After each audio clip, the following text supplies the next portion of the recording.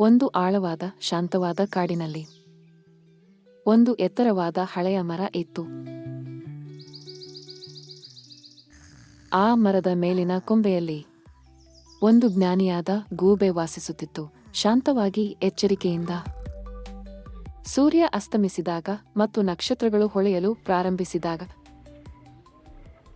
ಗೂಬೆ ತನ್ನ ಬಂಗಾರದ ಕಣ್ಣುಗಳನ್ನು ತೆರೆದಿತು. ಮಿಯುತ್ತದ ಕಾಡು ನಿದ್ರಿಸುತ್ತಿತ್ತು. ಆದರೆ ಗೂಬೆ ಎಚ್ಚರವಾಗಿತ್ತು. ಇದು ಅದರ ಪ್ರಪಂಚವನ್ನು ನೋಡುವ ಸಮಯವಾಗಿತ್ತು. ಪ್ರತಿ ರಾತ್ರಿ ಅದು ಎಲ್ಲವನ್ನೂ ಗಮನದಿಂದ ನೋಡುತ್ತಿತ್ತು. ಒಂದು ಸಣ್ಣ ಮೊಲ ತನ್ನ ಮಗುಗಳನ್ನು ನಿದ್ರೆಗೆ ಹಾಕುತ್ತಿದ್ದಳು. ಒಂದು ಅಳಿಲು ನಾಳೆಯ ಊಟಕ್ಕಾಗಿ ಕಾಯಿ ಮುಚ್ಚಿ ಇಡುತ್ತಿದ್ದಳು. ಒಂದು ನರಿ ರೈತನ ಹೊಲದ ಹತ್ತಿರ ನಿಧಾನವಾಗಿ ನಡೆಯುತ್ತಿದ್ದಿತು. ಮತ್ತು ಚಂದ್ರನ ಬೆಳಕಿನಲ್ಲಿ ಚಿಕ್ಕ ಕೀಟಗಳು ಮೃದುವಾಗಿ ಹಾಡುತ್ತಿದ್ದವು. ಗೂಬೆ ಒಂದು ಪದವೂ ಮಾತನಾಡಲಿಲ್ಲ. ಅದು ನೋಡಿತು, ಕೇಳಿತು, ಕಲಿತು. ಪ್ರತಿ ರಾತ್ರಿ ಅದು ದಯೆಯನ್ನು, ಕುತಂತ್ರವನ್ನು ನೋಡುತ್ತಿತ್ತು. ಆದರೆ ಅದು ಶಾಂತವಾಗಿಯೇ ಇತ್ತು. ಪ್ರತಿದಿನ ಸ್ವಲ್ಪ ಹೆಚ್ಚು ಜ್ಞಾನಿಯಾಗುತ್ತಿತ್ತು.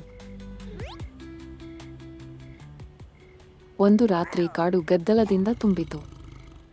ಎಲ್ಲಾ ಪ್ರಾಣಿಗಳು ವಾದಿಸುತ್ತಿದ್ದವು. ನಾನೇ ಹೆಚ್ಚು ಚತುರ ಎಂದು ನರಿ ಹೇಳಿತು. ಇಲ್ಲ, ನಾನೇ ಹೆಚ್ಚು ದಯಾಳು ಎಂದು ಮೊಲ ಹೇಳಿತು. ಆ ಸಮಯದಲ್ಲಿ ಆ ಎತ್ತರದ ಮರದ ಮೇಲಿನಿಂದ ಒಂದು ಆಳವಾದ ಮೃದುವಾದ ಧ್ವನಿ ಕೇಳಿಸಿತು. ನನ್ನ ಪ್ರಿಯ ಸ್ನೇಹಿತರೆ ಎಂದು ಗೂಬೆ ಹೇಳಿತು. ನಾನು ಎಷ್ಟು ಹೆಚ್ಚು ನೋಡುತ್ತೇನೆ ಅಷ್ಟು ಕಡಿಮೆ ಮಾತನಾಡುತ್ತೇನೆ.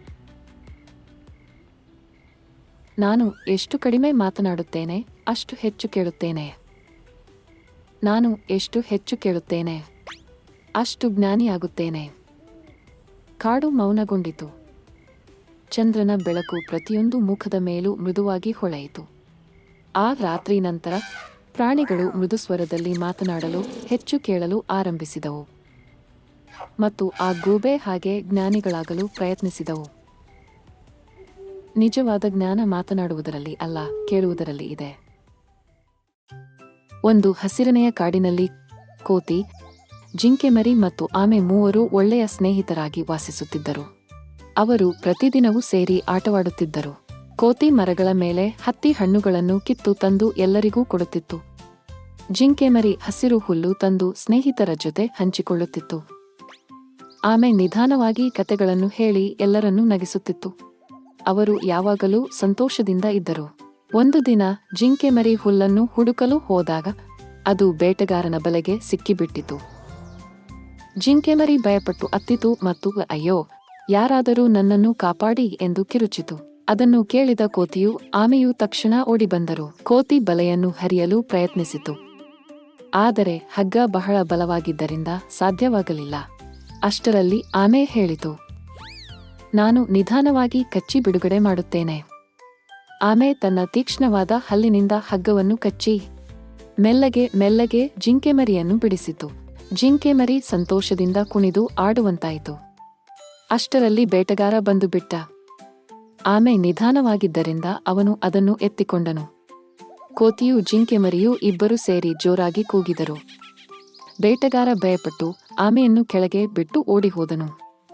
ಆಮೆ ನಗುತ್ತಾ ಹೇಳಿತು, ಸ್ನೇಹಿತರಿದ್ದರೆ ಯಾವ ಸಮಸ್ಯೆಯನ್ನು ಸುಲಭವಾಗಿ ಪರಿಹರಿಸಬಹುದು. ಆ ದಿನದಿಂದ ಅವರು ಇನ್ನೂ ಬಲವಾದ ಸ್ನೇಹಿತರಾಗಿ ಜೀವನ ನಡೆಸಿದರು. ನಿಜವಾದ ಸ್ನೇಹಿತರು ಯಾವಾಗಲೂ ನಮ್ಮನ್ನು ಕಾಪಾಡುತ್ತಾರೆ. ಏಕತೆ ಇದ್ದರೆ ಯಾವ ಕಷ್ಟವನ್ನು ಜಯಿಸಬಹುದು.